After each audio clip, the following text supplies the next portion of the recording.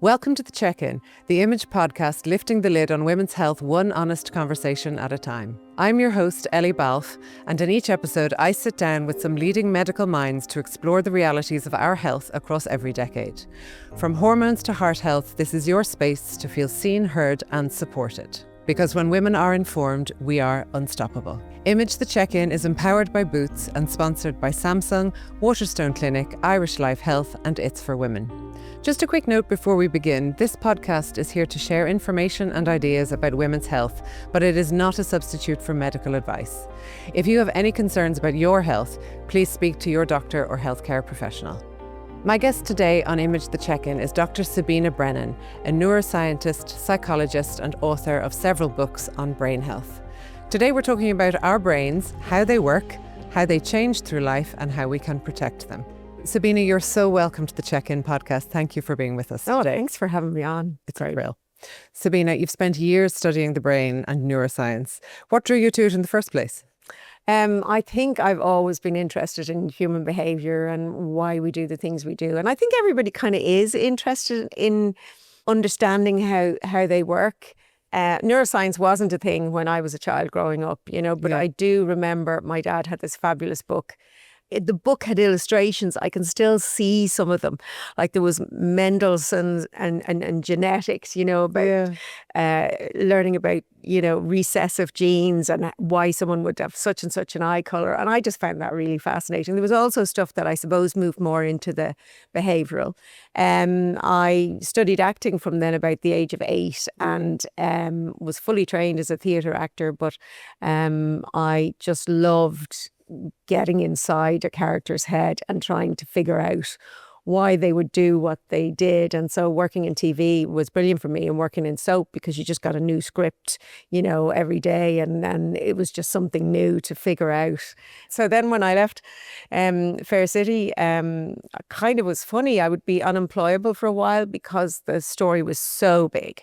It was a huge story at the time. It was the first time that domestic violence had been covered on the show. And so I thought I'd kind of do a night course to pass the time, and I happened to apply to the university on the day that their applications for mature students closed. Okay. I'd never been to university when I left school, knew nothing about the CAO thing, and applied. And I thought actually, there was only 13 hours of classes. That means I could do that and do my acting. But actually I just was so drawn into the topic, and I was just in my element, drove all the other students insane. Because I had, and even some of the lecturers said it to me afterwards, I used to be terrified what question you were going to ask because she'd read the whole book before I came in. You were class. hooked. Yeah, I was hooked. Yeah, I just passionate about it, really, really enjoyed it. And then I got a scholarship to do my PhD in Trinity and in the Institute of Neuroscience, which is where I knew I wanted to go.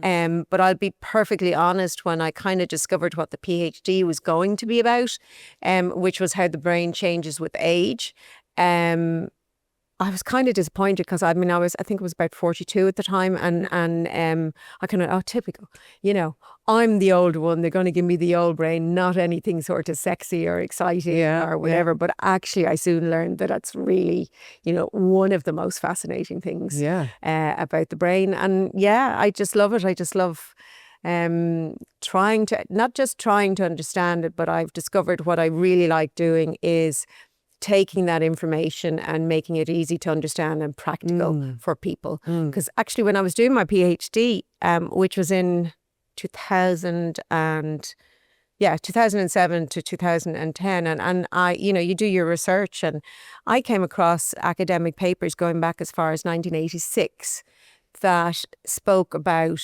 how lifestyle factors increase our risk for developing dementia. Okay. And I'm going, how come I didn't know that? Yeah. How come? And then I discovered there was like an explosion of research from that paper. And there was like a huge body of research that showed that lifestyle factors influenced our risk for developing dementia. And at that point, 2007, 2011, 10, that kind of era, people weren't actually even really talking openly about dementia. It was like the big C of when I was growing up. That's what people called cancer, or they whispered it. So I actually really, really felt driven that I had to get this information out there. It actually just seemed wrong to me that research which was funded mainly by our taxpayers' money, you know, across the globe, that's generally what funds research, was being used and discoveries were being made, but they were just being published in academic journals. And awareness was so low. Inaccessible and usually behind a paywall, written in a language that, you know, most people wouldn't understand. So yeah, the very first funding I got then was from the European Commission, was to do a brain health awareness program. I did a website and apps and animated films in multiple languages, and that kind of started me on that trajectory of kind of raising awareness and educating people. Seems very purpose-led for you. It is, yeah. I think, I think it's something I've spoken about in other books and in other areas. It's about really, life is more meaningful if you have purpose and meaning. Do you Very know? much so, yeah. And sort of, I'm lucky I found that. Going back to studies, so you mentioned studies. I think it's everything that we're learning through doing this podcast and all of the research that we do on it. It seems that for a very long time, men were studied more so than women. Yes. Is it the same in brain health, or studying the brain? Would it have been studied more widely on men's brains than women? Well, I think the reason behind that, and actually the European Commission kind of brought in directives to say, you know, you have to research on women because of that, because most, as in my profession, in psychology, most of the research was done on men. Part of that is because we have those pesky hormones that fluctuate and change, and that is an added variable in research. And so most of the research does start with rodents, and so it's much easier to do it on males. And so a lot of what we've learned through psychology, and that still kind of persists today, stems from research that was done on men, which is why it's often women are less, women are more of whatever, because the norm was considered whatever a male behavior was. Yes. Whereas actually that's not scientifically accurate. No. If what you need to do is, you know, do your research on all sorts of people from the population, you can find an average from that. And then you can talk about averages of human behavior. Otherwise, you're talking about averages of male behavior. And that's influenced, you know, by not just by, you know, things like testosterone, but by the society that we live in. You know, our behavior is shaped by the culture and the society and, you know, where we live and how males and females are treated differently. So are male and female brains different, or are they basically the same? There's a lot of people who like to talk about the difference between the male and female brain, and I think that kind of overstates it. Okay. Primarily, we are human, so our brains are more alike than they are different. Okay. However, it's really important to understand two main factors. One I've mentioned already, that a female child and a female's brain will develop in an entirely different context and environment than a male, because she will be treated differently to a male. She'll be told things like I was told, you know, you should be seen and not heard, and you know, you go play with the dollies, and you go pretend to be a doctor, and you can be a princess. You know, so they all, I mean, and that's actually the key to brain health, is understanding that our behavior, our experiences, the life choices that we make shape our brains on an ongoing basis. All throughout our lives. All throughout our lives. So, and that's a real positive, because we can change our behaviors to improve our brain health. But it's also important to understand that that's actually shaped female brains. So, you know, how we've learned to behave and how we've taken things on board and limiting beliefs.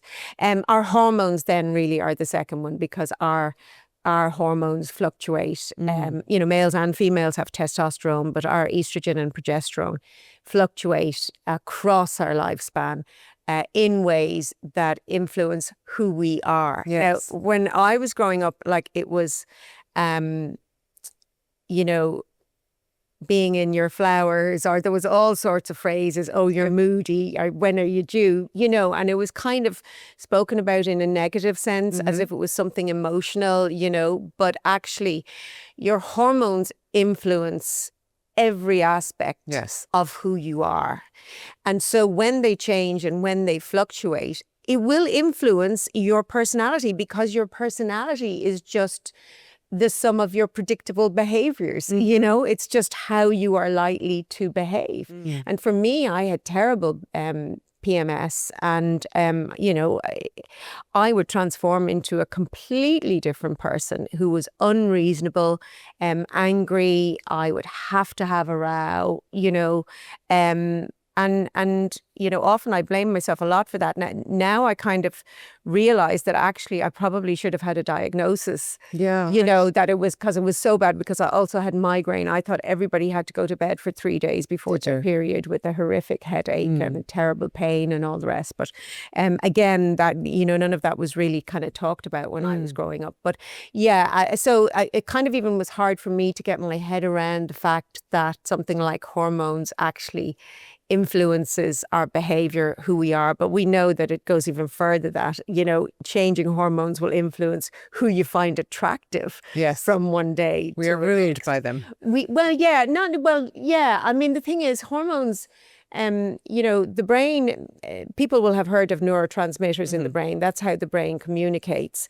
But the brain also communicates via hormones. So hormones are just another chemical that's used to transmit information between the brain and the rest of our body, and influences our behavior, and also our behavior influences that. How they function. So neurotransmitters are the immediate messengers, so neurotransmitters are firing here, helping me to talk, move my hands, you nod your head, whatever. Hormones are longer acting, more diffuse around your entire system. In fact, their role really is to try and ensure that every part of your body is on the same page about what's going on. And they really do influence heavily those things that we associate with being human, with being our what we call our personality, but it's our behavior. So they really do influence how we behave.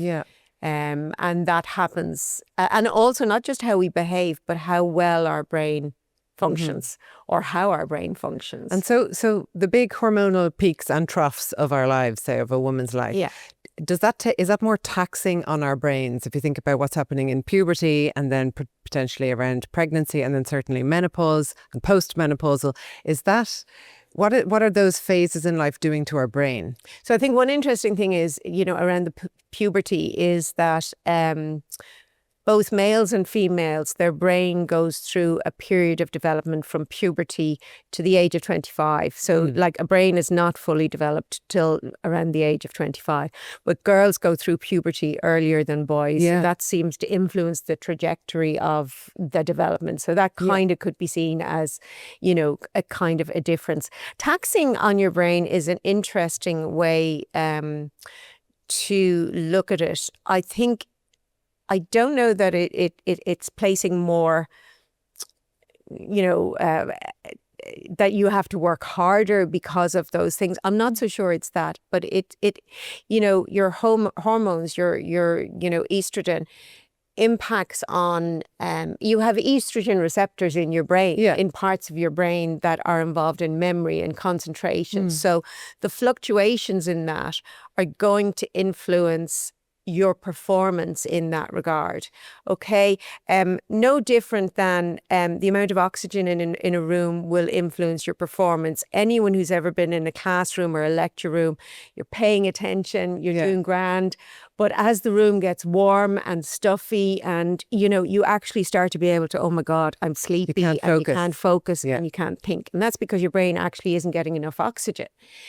So the same changes and fluctuations in your hormones are going to make a difference. However, there's so many other factors that influence our cognitive function that it's usually sort of a combination. So and that's the way I look at it, particularly when you're talking about perimenopause and menopause, when there's this huge change in your hormone levels.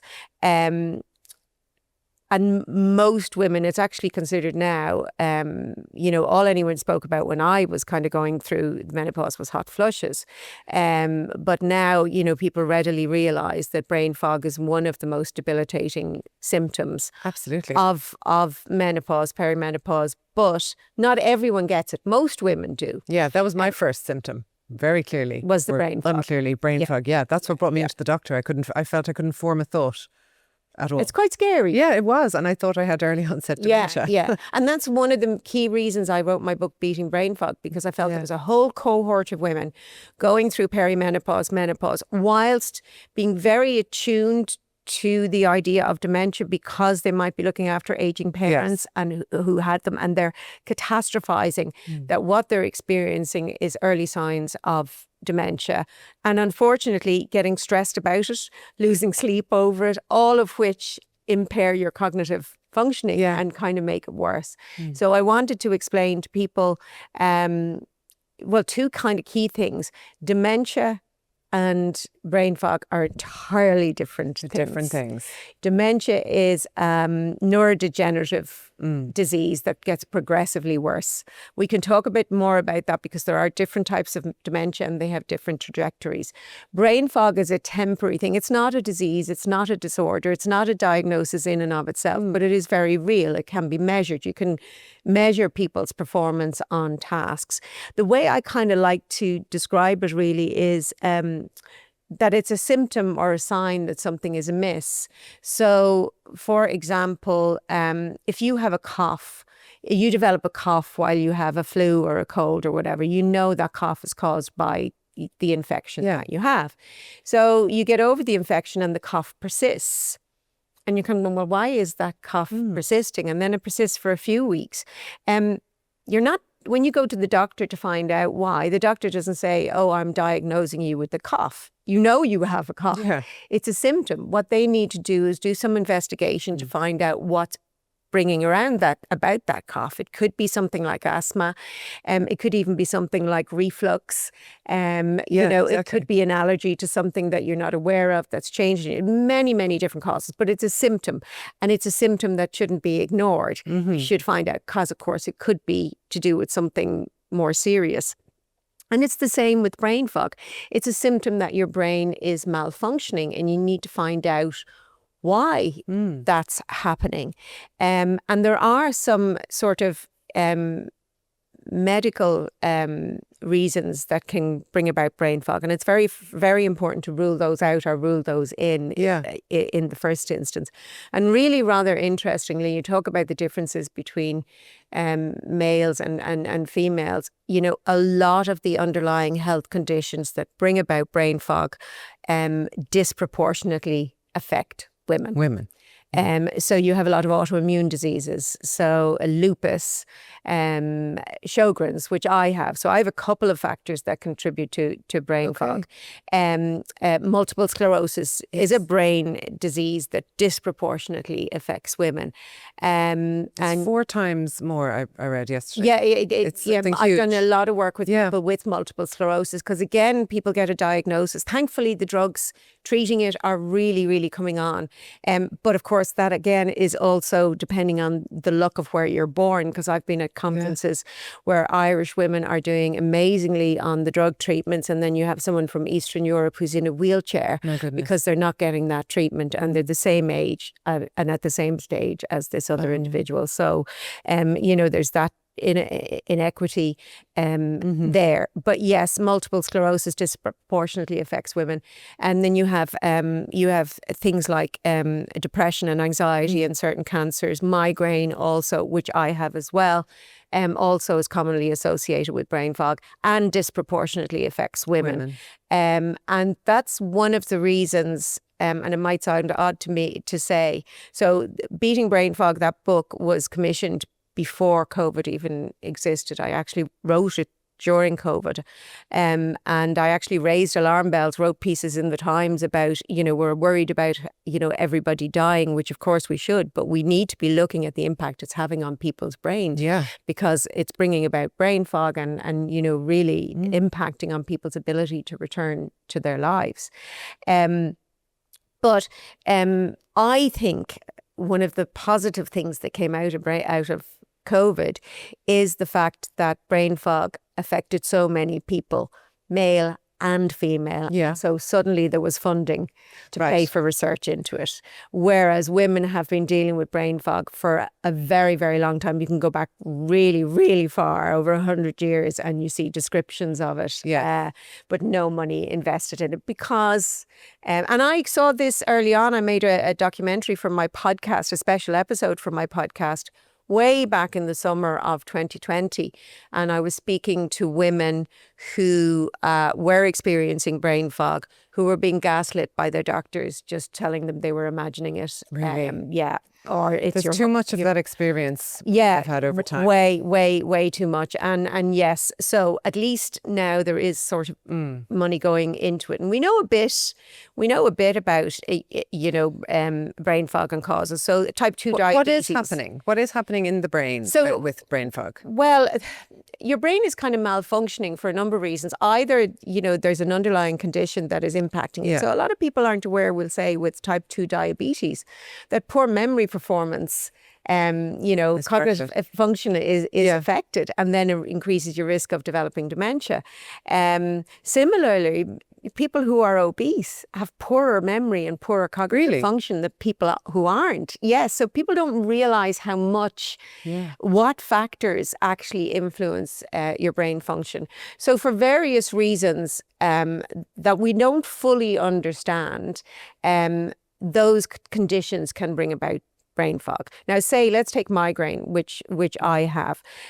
Part of the reason on that is your brain is dealing with almost like an electrical storm in your brain. It's not functioning properly, and the effort that has to go into to coping with that, or anyone who has migraine will tell you that often actually it's the next day where they're really completely debilitated, literally exhaustion and can't think straight, because the thing is, your brain's primary function is to keep you alive. Yes. Okay. And so that's what it has to do first. And if that's threatened in any way through an infection or through other things going on in the body, it's compromised. And it's a resource issue. It hasn't got sufficient resources. Yeah. I recently had COVID again in July, my 4th time. And it really wasn't bad. Yeah. I tested positive because I knew straight away how I felt. And this is like I felt before. Took a test because I was meant to go and give a talk. And I said, no, I can't do that. I was in bed for a couple of days, maybe 3 days, nothing like when I had COVID before. But I spent then the next 3.5 months in horrific migraine overload. Really? Yeah, I had to get extra medication. I'm already on a huge amount of medication, but to the extent that I was just, I would be standing, I would throw up, I would get vertigo, I would have to lie down. Oh, that's so debilitating. Just really debilitating. And that's happened to me on 2-3 occasions after COVID. And that's quite commonly recognized that COVID really impacts on the brain for whatever reason. Sorry, just moving on then to other causes. Unfortunately, some of the medications that you are prescribed to deal with those conditions that bring about brain fog also increase your likelihood of brain fog. But also I think it's important to get the message across that there's a lot of over-the-counter medications that we take without thinking that actually impact on our brain's ability to function well. Basically, any medication that acts on your central nervous system. So over-the-counter painkillers, over-the-counter antihistamines, they all operate on your central nervous system. Yeah. So they have the capacity. It doesn't mean they always will, but they have the potential, particularly in individuals who might be vulnerable. Antihistamines, a lot of people, say, oh God, antihistamines make me sleepy or whatever. I take antihistamines every day and they don't make me sleepy, you know, but who knows whether they're contributing, to my brain fog. Anti-nausea medication, antidepressants, anti-anxiety tablets. Right. Okay. Loads of those. And actually we know for sure, there's a debate, say, around antidepressants. They can impair your ability to learn. So yes, when someone is severely depressed, they serve a great role in helping to get people back to a certain point. But it should be to a point where then you can come off the medication and have talking therapy like cognitive behavioral therapy, etc. Because with some depressants, while you're on it, you can't learn the new behaviors that will help you get out of that loop, that spirals to help you progress into, through yes, it. yes, Okay. yes. And often that's kind of not fully understood. So yes, medications, and I always feel I have to say that if you've been prescribed a medication for an underlying condition, never stop it without speaking to the prescribing physician. But if you do think that it could be contributing to brain fog, talk to your doctor, because they may be able to prescribe a different med that actually doesn't impact on your cognitive function. Hormones, fluctuating hormones, influence our brain function and bring about brain fog. Then after that, we get to the ones where you really can do something about. So poor sleep. Yes, let's talk about disrupted sleep. I'll kind of, let's talk about sleep, and I can kind of go through the other ones then afterwards. God, way before the pandemic, the World Health Organization actually declared that we're living in a sleep loss epidemic, that so many people, I think it's 1 in 3 people, are getting insufficient sleep. Wow. That impacts negatively on our physical health, it impacts negatively on our mental health, but it impacts very seriously on our brain health. If you think about it from an evolutionary perspective, and I love to try and figure out why a particular behavior evolved. I think, I don't believe there's any bad or negative behavior. You'll often hear people talking about things like, negative, anger is a negative emotion. No, anger evolved because it serves a purpose. It can bring about change. If you get angry about the way someone's treating someone else, you can affect change. The reason it becomes problematic is we decide that we shouldn't behave in that way, and you suppress it, and then it comes out the wrong way, or it comes out too big, or something like that. So if you think about sleep from an evolutionary perspective, it puts us and if you think about the fact that your brain's primary role is to keep you safe and alive, going to sleep for hours at a time really puts us in this incredibly vulnerable position. So it must serve really, really important purposes. And it does. And, we know a certain amount. There's still loads of research to be done. But we know that in terms of cognitive function and memory creation, that sleep is absolutely critical. When you go to sleep at night, your brain has loads of work to do. Yes. So in the very first stage of sleep, so basically you go through about 5 cycles of sleep at night, and each cycle runs for about 90 minutes. And in the earlier part of the night, you mainly have non-REM sleep, non-dream sleep. And in the later part of the night, the proportions change. You have more dream sleep in that 90-minute cycle than you have non-dream sleep. Okay. So in the early part of the night, I did my PhD on electrophysiological changes in the brain, but we know when you look at the electrical activity in the brain, because our brain communicates using electrical and chemical signals, and when someone is asleep, we see activity in the hippocampus, between the hippocampus and the frontal lobes. Now, your hippocampus is a small little seahorse-shaped bit of the brain that's in your limbic brain. You kind of have to turn your brain upside down and go in there to find it, right? And it kind of acts like a temporary repository for all incoming information during the day. Okay, so your brain is taking all this information in. It has a very limited capacity. That's why, after a very long day, towards the end of the day, you say, sorry, can't take any more in. And it's full. It's full. It actually can't take any more in. It needs sleep so that it can process that information. And basically what we think is that electrical activity between the hippocampus and the frontal lobes, which are really like your executive controller, is a filtering system deciding, dump that. Oh, this is important. We need to kind of keep that. So it is inner filing. It's They kind are of, filing. yeah, except the information is, I like to try and move away from the storage idea, because memories are not stored in a particular place in the brain. Okay. It's electrical patterns of activity and that kind of work together. So it's kind of hard to get your head around, really, in a way. It's hard for me to kind of get my head around. But we see a change in the electrical activity as you go further in the night. And it's much more diffuse electrical activity. It's all over the brain. And that's why actually a really good tip, if you want to remember something, is to engage as many of your senses as possible. Okay. Because that means that memory will be stored, in parts of your brain, not just where there's language, but where there's smell and vision and touch and taste. So that actually, if you're unfortunate in later life and you get something like dementia that impacts on your language ability, you'll still be able to access those memories. So you're imprinting it in a different way, more yes, substantial way. in multiple ways, which gives you multiple ways to access it. Now, if you look at, it's kind of a bit of a pet hate of mine, really. If you look at toddlers and babies, they explore the world using all of their senses. Yeah, Everything sure. goes into their mouth, and they touch and they smell and they taste. Then they go to school. I don't know what it's like now. It's a long time since I went to school, but we used to have our law of Atrasna. And then we had one, which was cross your arms. And then we had another teacher made us do it behind our back so that we would sit up straight.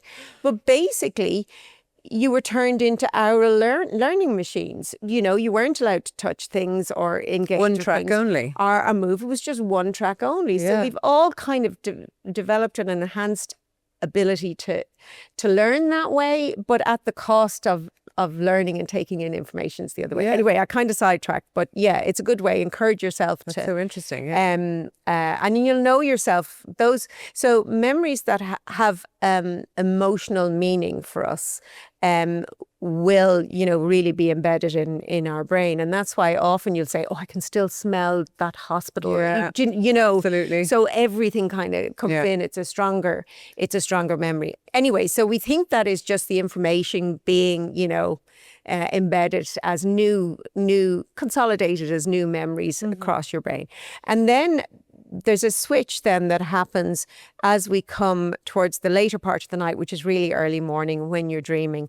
And that new information is being integrated with your existing memories, your existing knowledge, your existing experiences. And that's why when you have a dream, those strange dreams where it's something that happened today mixed in with something mad from the past.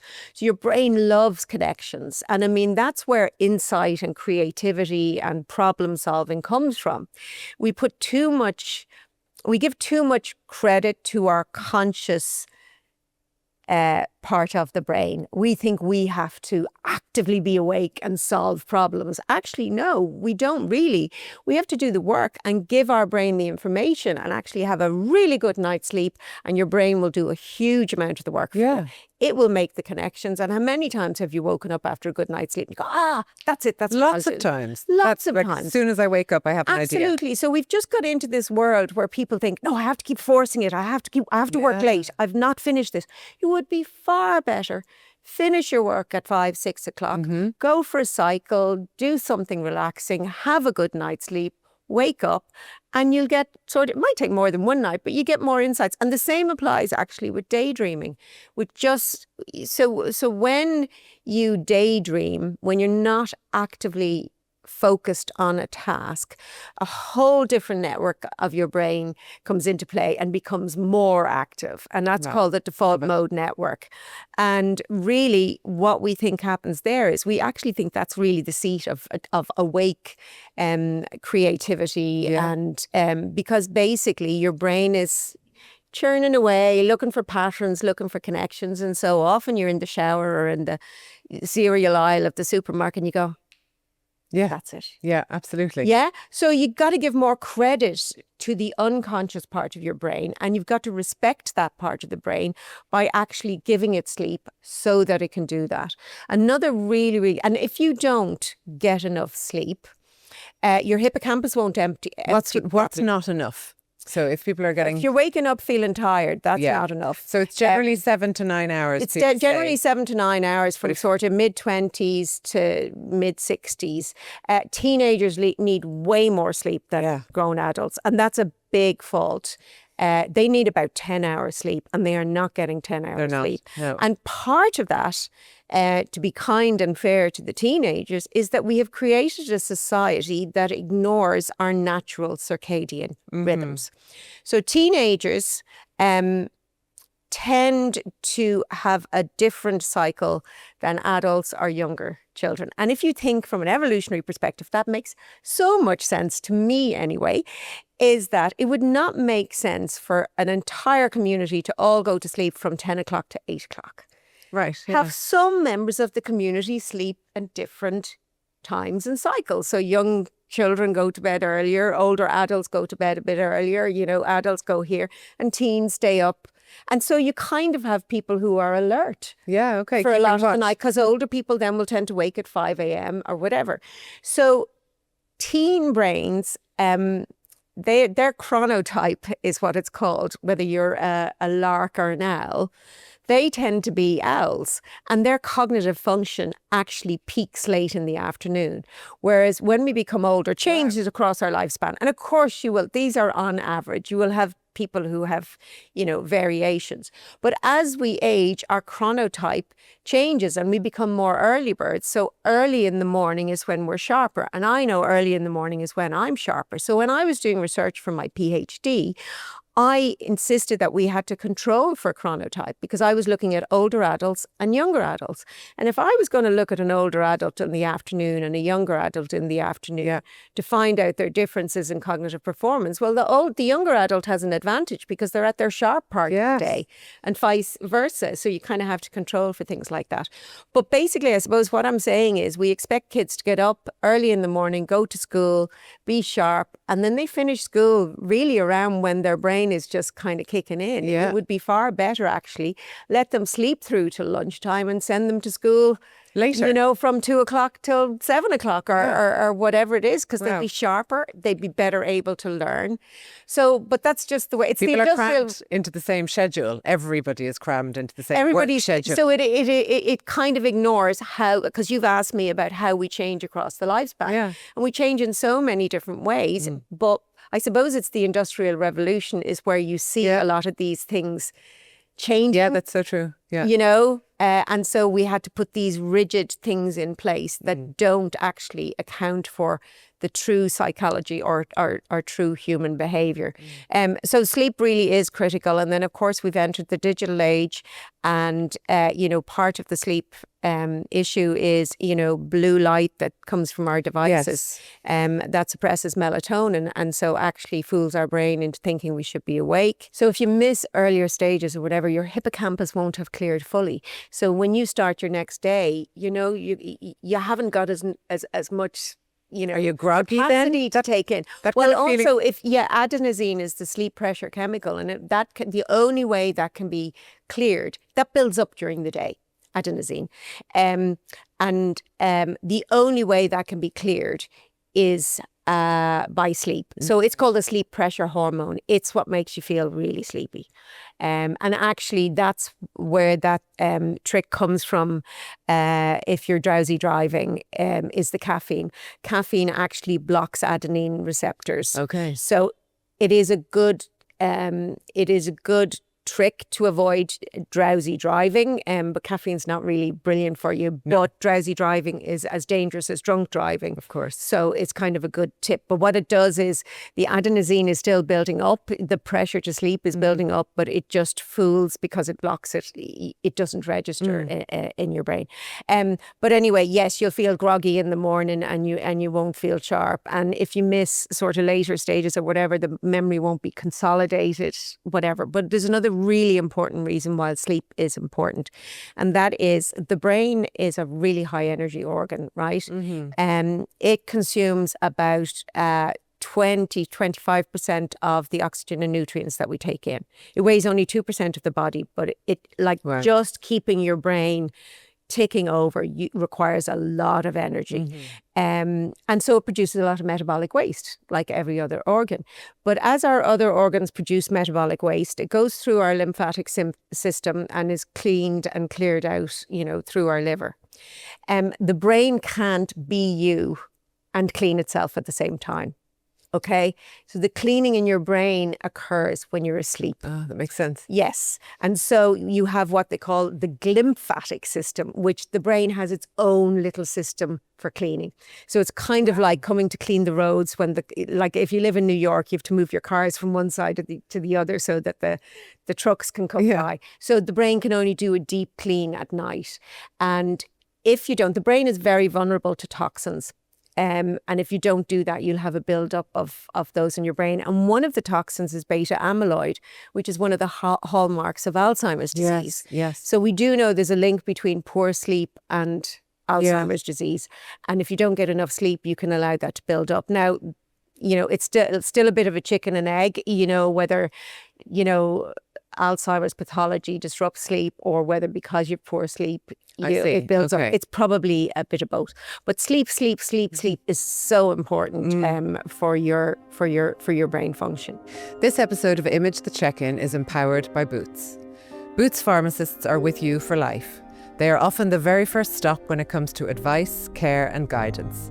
For all facets of women's health at every age and every stage, Boots is here to help you feel informed, supported and empowered every step of the way. We are proud to partner with them to bring you the knowledge you need to future-proof your health. So many women now are saying they're burnt out, or know that feeling of like their brain is just tired. That's brain fog. It's fatigue. It is, yeah. And it's funny, because I think I write about it in the book. Men tend to talk about burnout. It just sounds, but it's brain fog. Look, the symptoms of brain fog are many and quite varied. You have that fatigue, and the really interesting thing is, mental fatigue. There's a distinction. So we talked about multiple sclerosis earlier on, and I worked on various kind of committees internationally trying to educate people and around brain health in that. But there's a difference between physical fatigue and mental fatigue, but we tend to just talk about fatigue. And I do think they need to be separated. If you have physical fatigue, you can still answer a question about your name. Your body is tired and needs sleep. If you have mental fatigue, you can't. You cannot think straight. And the really interesting thing about mental fatigue is your estimate to physical fatigue is shorter. So when you're mentally fatigued, you think that you're going to get physically tired sooner than if you're sharp. It's very interesting, but mental fatigue, it's a sign that you really need sleep and you need to answer it. But you have problems, brain fog, you have problems with memory function, with learning, with processing speed. So that's where sometimes people who have brain fog feel like they've lost themselves. And that makes perfect sense. So processing speed is an ability that the brain has to take in information, process it, formulate it, make sense of it, formulate a response and respond. With brain fog, that slows down. So if you're a really sharp, quick-witted individual, always first in with ideas or a funny line, and you have brain fog, it's going to look like you've had a personality transplant. Because you're going to sit there, and by the time you've thought of the funny line, the moment you're just not firing on all cylinders. It's slow. The process is still working, but the wheels are grinding much more slowly. And there's another symptom of brain fog that people often don't realise is, and that's what everybody would call clumsiness. We'd call it problems with spatial navigation. That's a brain function. Your brain is constantly adjusting where you are in space, so that when I stand up, it does it so well you don't notice that you're doing it, and you get up. For me, when I always knew my period was coming because I'd stub my toe on the end of the bed, or I'd drop something, and this morning actually, because I had terrible migraine yesterday, and this morning actually in the kitchen, I went to get a glass out of the press. I had turned too quickly, so I got vertigo, which is and I actually knocked glasses out of the press. My hand just went completely smash glass all over the place. So that's my brain not working properly, as opposed to my body not. Yes. Do So it's not going at the speed it should. Yeah, for you. yeah. So yeah, that's kind of there's just so many symptoms. So sleep is your modifiable variable. So certain nutritional deficiencies can bring about brain fog. So a vitamin B12, in fact, actually brings about a deficiency can bring about symptoms so severe that they can be confused with dementia. Of B12? B12. Okay. Now, it's a deficiency. Don't go out and buy B12 if you don't take need it. B12. Yes, exactly. Yeah, that's something that your doctor will diagnose and actually will give you injections. It's pernicious anemia. It's a form of anemia. And it can affect us more as we get older because our ability to absorb B12 in our gut actually declines. It's just, that's kind of part of the aging process. So it is a possibility that you could develop it, but there's no benefit in going out taking it unless you're deficient in iron deficiency, a folate deficiency, omega-3 deficiency. Yes. So omega-3 has just so much research behind it of its benefits. We tend to overeat omega-6 and undereat omega-3. Yes. So we could really cut back on the omega-6 and ramp up the omega-3, which is your oily fishes and those kind of. So in terms of other nutrition, are there other nutritional elements we should be focused on? Yeah, so we're focused on sleep. And now nutrition. What can we do? So nutrition, basically, your brain will only perform as well as the nutrients you're giving it, really. Yeah. It can produce some of its own nutrients, but basically, I said this before and someone got cross with me, but I still don't kind of get quite why they were cross. But rubbish in, rubbish out, like it's going to impact on how well your brain functions. So the best evidence, the most evidence, and you're not going to be surprised by this because it affects other organs in our body as well, is the Mediterranean diet. It is the best evidence supporting brain health. And guys, I always feel I have to say that, like, pasta and pizza are not part of the Mediterranean diet. Okay? It's coloured, brightly coloured fruit and vegetables. It's fresh fish, fresh chicken, lots of pulses, nuts, seeds. It's actually a gorgeous diet to eat. So in the summer, just loads of salads. I'll chop loads of everything in. So I have this huge kind of bowl full of stuff that has hardly any calories, which is kind of an added bonus. And soups. Frozen vegetables are as good as fresh vegetables. Sometimes they're actually even better because they're frozen as soon as they're picked. Yes. And they haven't, when we live somewhere like Ireland, where they have to travel halfway around the world to kind of get to us. So frozen ones, I always have a supply of frozen veg, and also some of the, the pulses in I have like a protein mix in the freezer, and I throw that into soup as well. I don't think we probably don't, as women as well, don't eat enough protein. Yes. And we should be having protein at every meal. And what about sugar? What's sugar doing for our brains? Yeah, sugar's not. It's not. No, great. It's not great. It's not great. And of course, actually, then you get into the hormonal effect of sugar on insulin and diabetes, and we won't we don't want to go down that road. But the interesting thing is, if you think about sleep, so I think it's like 4 or 5 nights of disrupted sleep is sufficient to put you into a pre-diabetic state. Oh my goodness. Yeah, because again, the brain can't do the job it's supposed to do. And the interesting thing as well is, after a night of disrupted sleep, you are likely to eat more calories the next day, up to somewhere between 300 and 600 more calories a day, and you will crave sugar and fatty foods. So sleep actually really impacts on the choices you make afterward. Yeah, they really do, and impact on your weight and those kind of things. So basically, it's the healthy diet, and it's really important for your brain health to maintain a healthy weight. Not being too skinny and not being overweight. They are really both critical. I mentioned being overweight. People who are overweight perform more poorly on tests than people who are a healthy weight. But in midlife obesity is one of the big risk factors for developing dementia. No, for developing dementia. Okay. So it's a big risk factor there. As you get older, being underweight increases your risk. And that comes down to frailty. If you become frail, if you actually, and that's another thing we need to be doing, ladies, is we have to do strength training. Yes, I was going to ask. And balance exercises. Our muscles deteriorate as we age. Not because we're aging, but because we're not using them.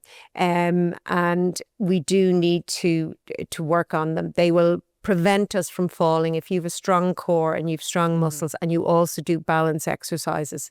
If I was giving a talk now, I give this part of the talk on one leg in my high heels to kind of just show it. But you want to make sure that you don't start to fall, because once you fall once, then it increases your likelihood you'll fall again. And then you have a whole cascade whereby you become afraid of falling, and so you don't leave the house, and you become isolated, which is a risk factor. There's a domino effect. There's a whole domino effect. So really, and I know it's hard, kind of going through menopause, all that weight gain and everything, and so much going on. But that's what I think actually happens in menopause, why so many women experience brain fog in menopause, is that the hormones are actually a tipping point. So I actually think it's that, when you reach that age, you may well have picked up, or developed a chronic condition along the way. Okay. Those ones that affect women.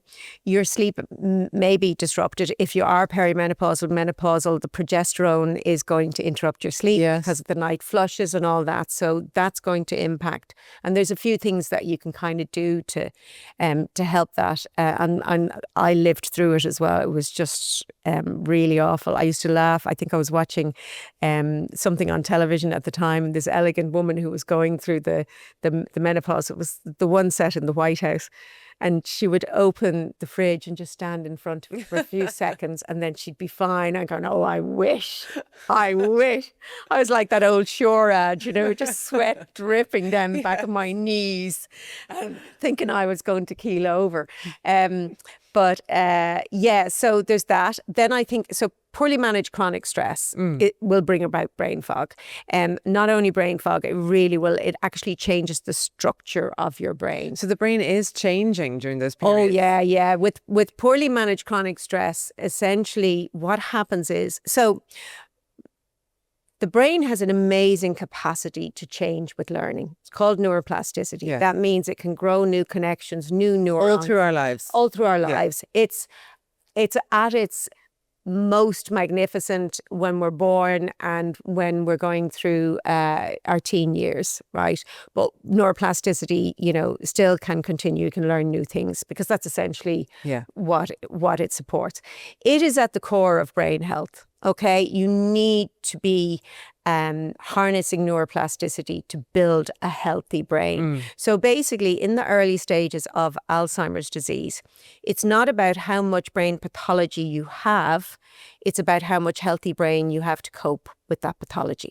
So you want to be building more brain connections and doing everything. Which is learning and staying engaged. It's learning, challenging yourself, pushing yourself beyond your comfort zone. People often say to me, I do crosswords every day to look after my brain. And I kind of go, well, when you were learning how to do your crossword, it was harnessing neuroplasticity.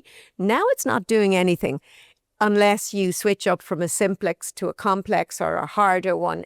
The benefit comes in the learning. Yes. So you got to once you kind of get good at something, your brain doesn't move have on. to. Yeah. It's like lifting weights. It's that progressive overload. You have to do it for your muscles and also for your brain. Yes. It's actually almost, that's a great analogy. Yes. You got to just keep your body, your brain gets used to it. It learns how to do it. It can do it on autopilot. Yeah. You then need to keep challenging. You've got to keep challenging it. Okay. And that's why I would say to anyone, going to university in midlife is an amazing, or even in later life. I mean, one of the guys I came across when I used to run age-friendly Trinity, I mean, he started going to university in his 90s. No way. That's great. He would do the extramural classes. You don't have to do it to do an exam. And also, as well, I wish there was another word for learning, because we so associate it with how we learned at school. and that our learning, Yeah. that it's academic and that it's hard.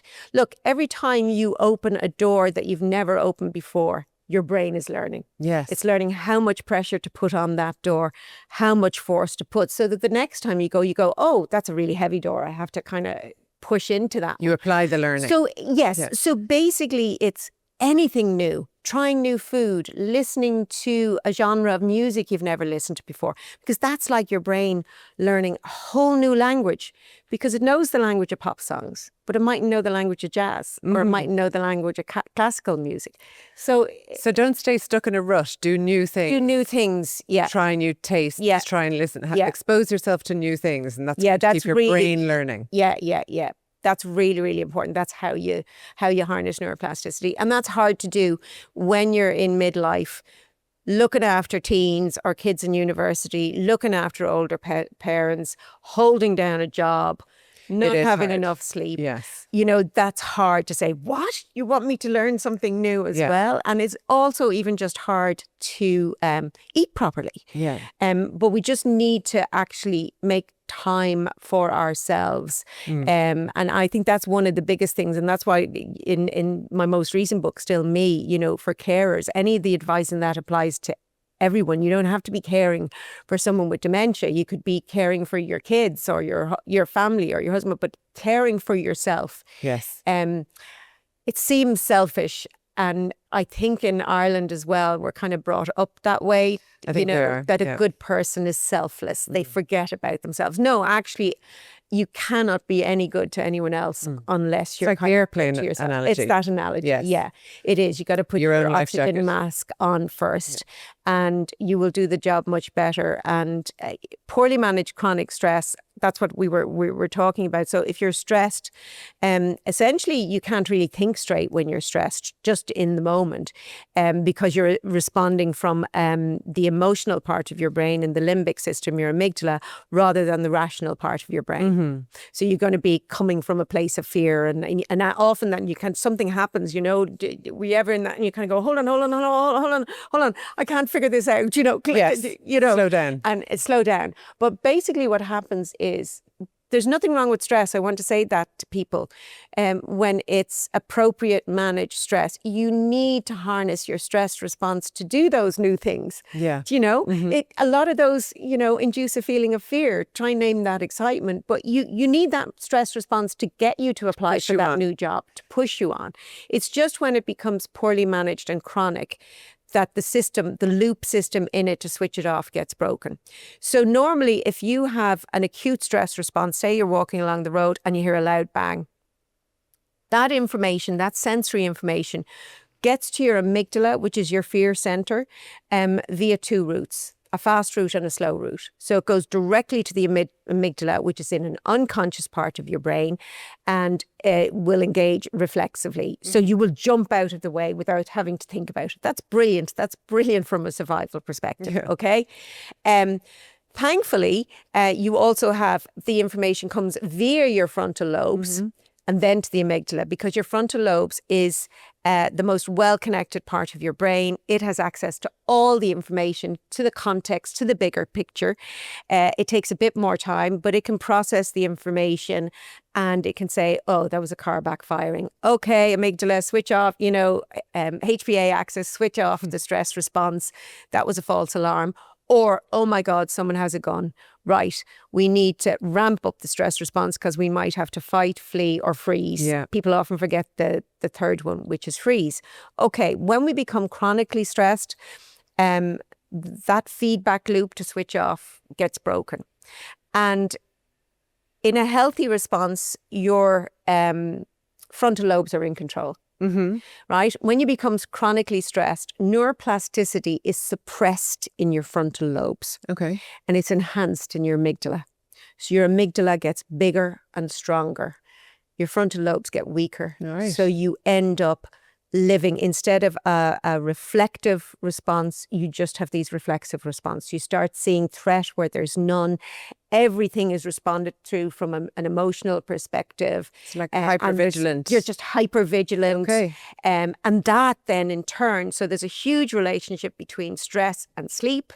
So you have too much cortisol, the stress is going to impair your sleep. You might get a sleep, but then you wake at 3 o'clock with this huge spike of cortisol and your heart is racing. And then you might get back to sleep. And when you go to wake up, you don't have the cortisol spike that you need to actually get you out of bed in the morning. Because we all have a little spike that actually allows us to jump out of the bed. So you need sleep also. You need deep sleep to clear cortisol. So there's this relationship between stress and sleep. And, you know, women are more affected. There's more women affected by insomnia, and women also their sleep can be more disrupted by stress than men. Yes. Okay. You know, so that's a lot of that in the menopausal years as well. Like there's a lot of stress in those. There is. So would HRT, speaking of that stage of life, would HRT help calm all of that? Like, do you feel that it's going to help our brains as well as everything else? There is some evidence that HRT taken within 10 years, the timing is very important, taken within 10 years of menopause may have beneficial effects on our cognitive functioning and also be protective in later life.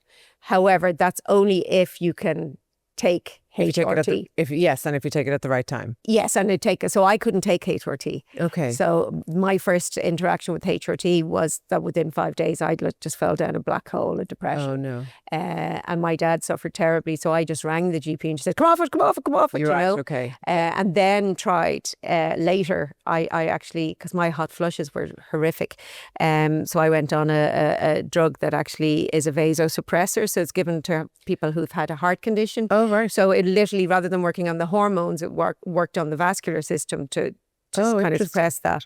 But then after a couple of years, it kind of wasn't as effective, and my gynecologist put me on an artificial, a synthetic HRT, and said, look, it won't have the same effect on you. Try it for 6 weeks. I took him at his word, tried it for 6 weeks. I gained nearly 2 stone. Oh my goodness. It kicked off my Sjogren's, my autoimmune disease really bad. I went to my rheumatologist and he said, oh my God, your gynecologist should have known he shouldn't interfere with your hormones when you've got autoimmune. So they were all kind of interlinked. But when I walked in that room and he went, oh my God, what have I done to you? Because and I said, well, you told me. He said, why didn't you call me? And I said, you told me to take it for 6 weeks. And he said, but it didn't mean, you know. Oh my gosh, Sabina. Yeah, so I didn't have a good, but that doesn't say that the research, that's just me personally. So don't feel that, you know, if it doesn't work for you, it doesn't work for you, you know. Yes, of course. But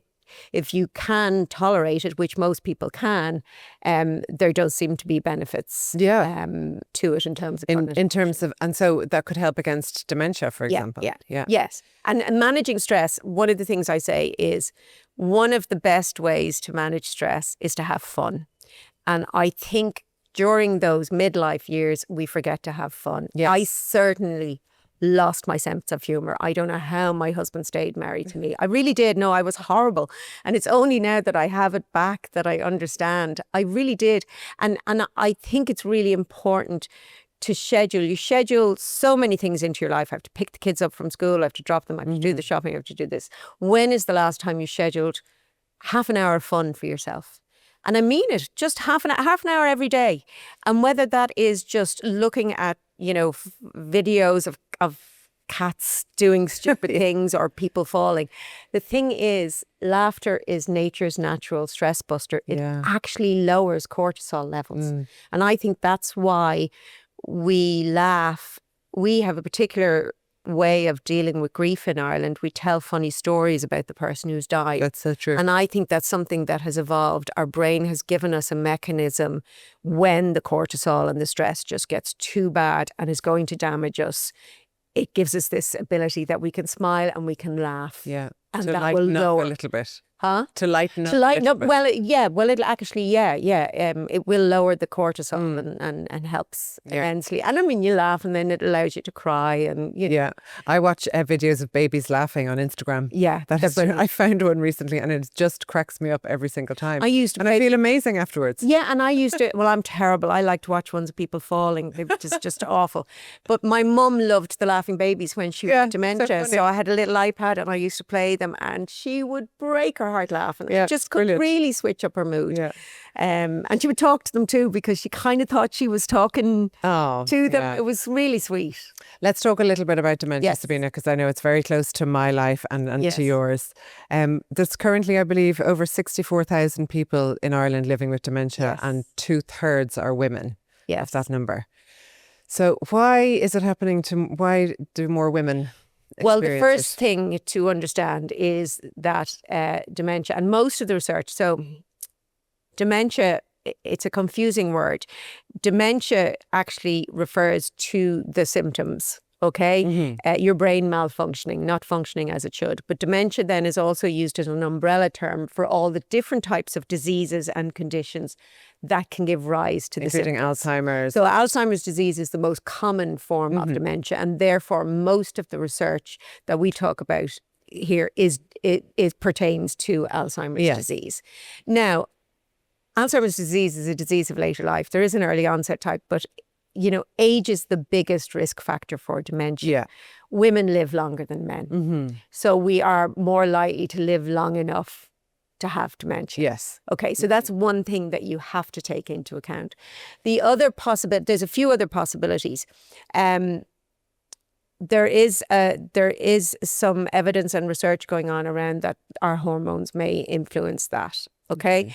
But you also, particularly with our current cohort of women, say in Ireland, I don't know about your mum, but my mum, left school relatively early.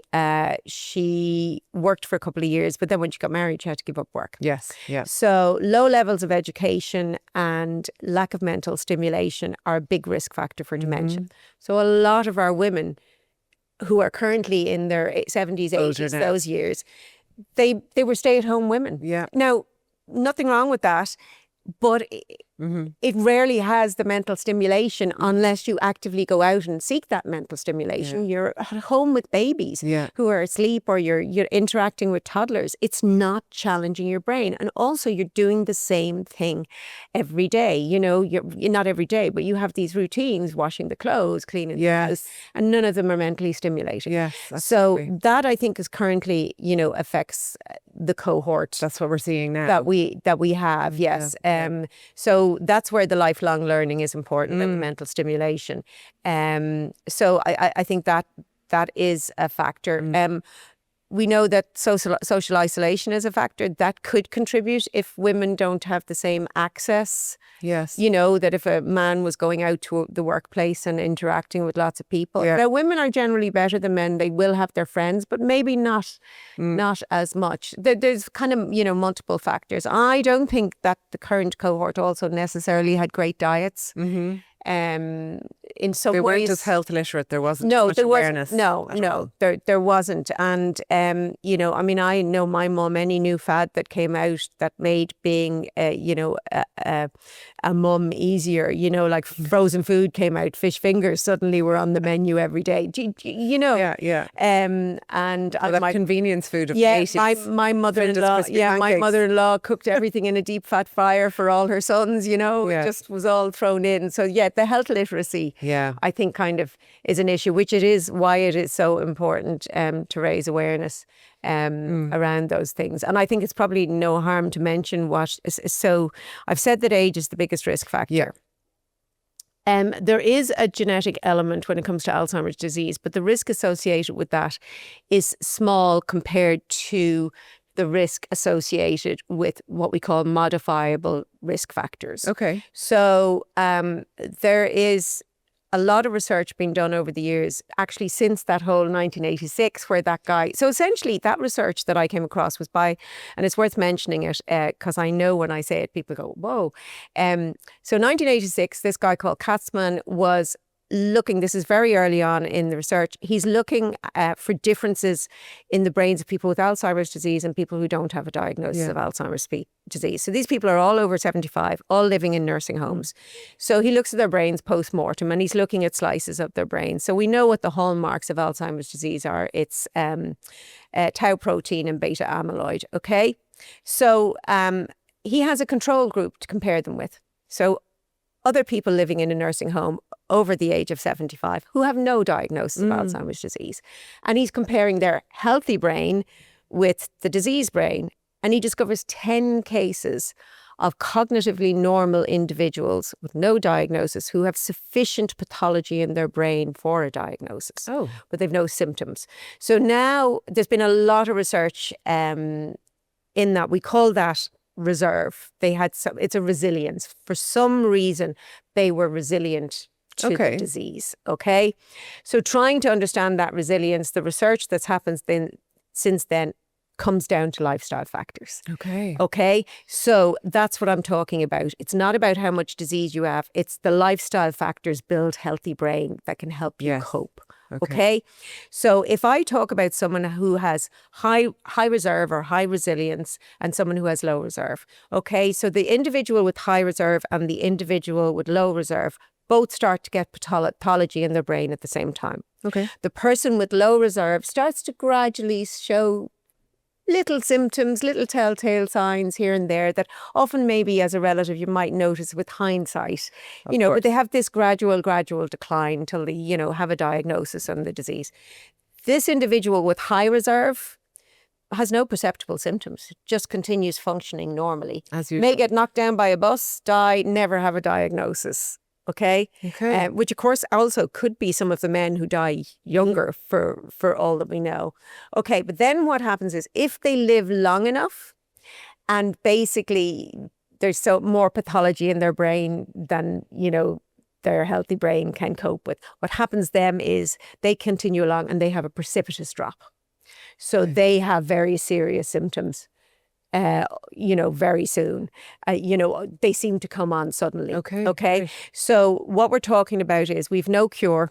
The pathology, is still developing in the brain. But what we do understand is that through lifestyle, we can change the trajectory of the disease. So we can allow you live longer independently, symptom-free. So we sort of talk about Alzheimer's disease being the pathology in the brain and Alzheimer's dementia being the symptoms. Okay. And the same applies to multiple sclerosis. There is no relationship between the amount of lesions that they have in their brain and the severity of their cognitive symptoms. Really? And again, that's due to lifestyle, which is why I developed a website for people with multiple sclerosis. If they adopt a brain healthy lifestyle, they can build healthy brain that will make their brain better able to cope with or compensate for the lesions. Yes. And then it applies to us. So really, we should be teaching our kids to look after their brains. We teach them how to brush their teeth from an early age. Yes. And we all engage in an activity twice a day, to protect our teeth. And they're super important because you need them to eat, to speak and to smile. But you need your brain for everything. So sort of a brain healthy lifestyle is kind of linked to the reverse of the risk factors for dementia in a way. So basically the people who have been studying these risk factor, what contributes to developing dementia, they've been doing really complex statistical research over a number of years. And the most recent publications, always published in the Lancet journal, most recent publication identified 14 risk factors. Okay, many of them are related to cardiovascular health. Yes. So, lack of physical exercise. Yeah. People are surprised. Physical exercise is one of the best things you can do for your brain. Yes, it is. So you physical exercise, you have midlife obesity, you have smoking, you have midlife high blood pressure. But then you have things like, as I said, low levels of education or mental stimulation, social isolation, depression, hearing loss. Midlife hearing loss is a huge factor. So get your hearing checked regularly. And if you need hearing aids, wear them. It's shown that can mitigate the risk.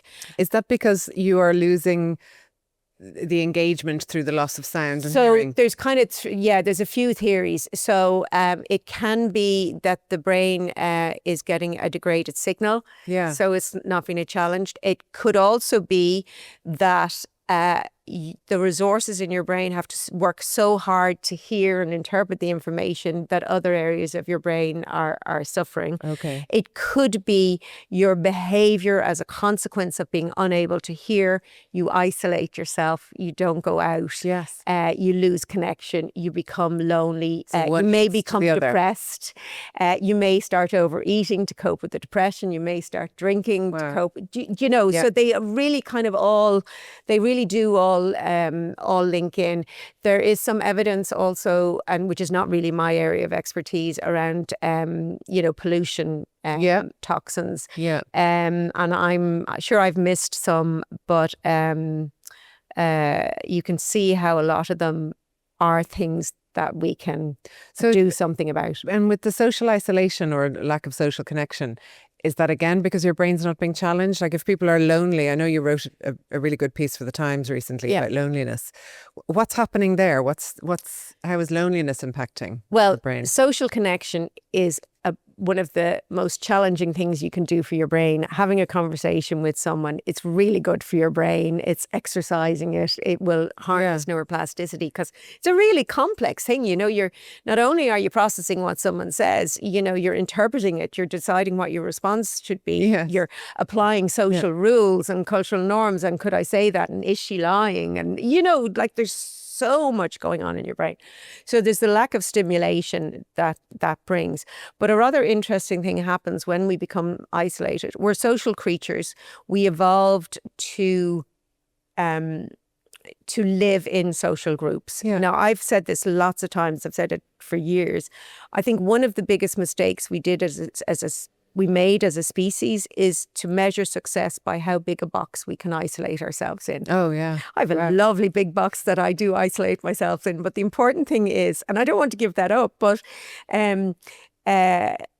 we don't have the community and the opportunities that we used to have.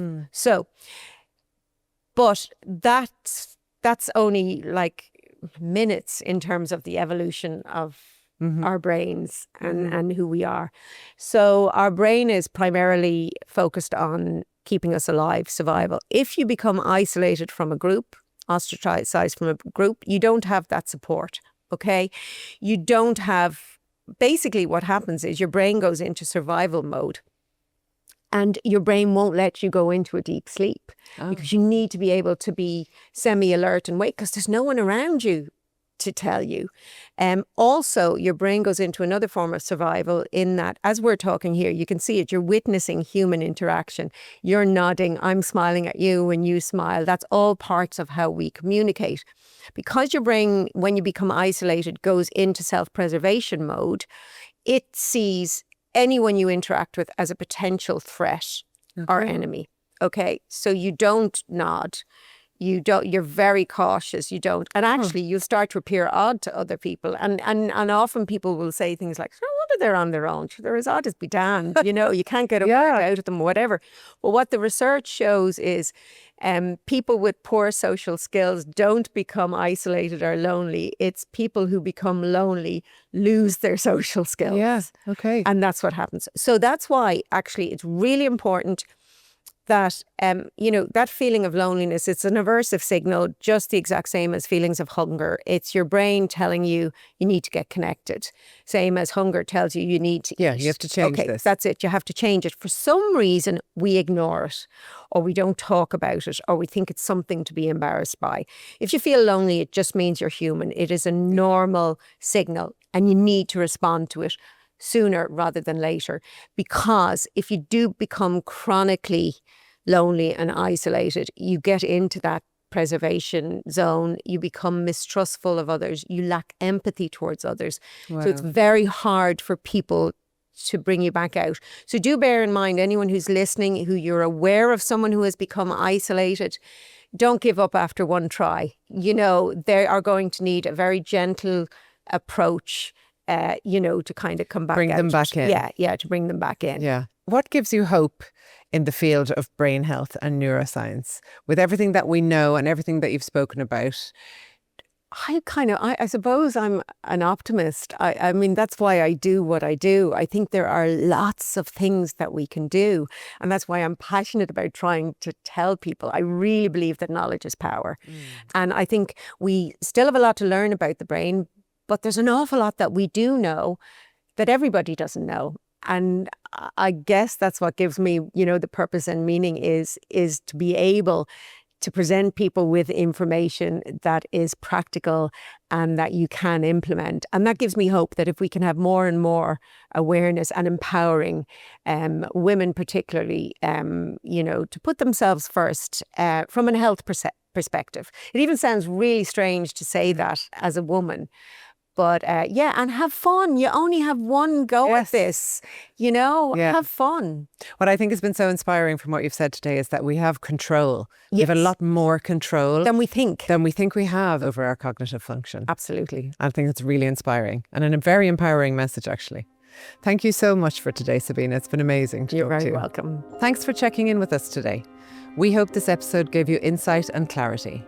If you enjoyed it, please like, subscribe, or share it with a woman you feel needs to hear it. Image the Check-In is empowered by Boots and sponsored by Samsung, Waterstone Clinic, Irish Life Health, and It's for Women. Thank you to our partners for making these conversations possible, and thank you for listening. For more expert advice and real women's health stories, visit the Image Women's Health Clinic on image.ie and follow us on Instagram. And until next time, take care.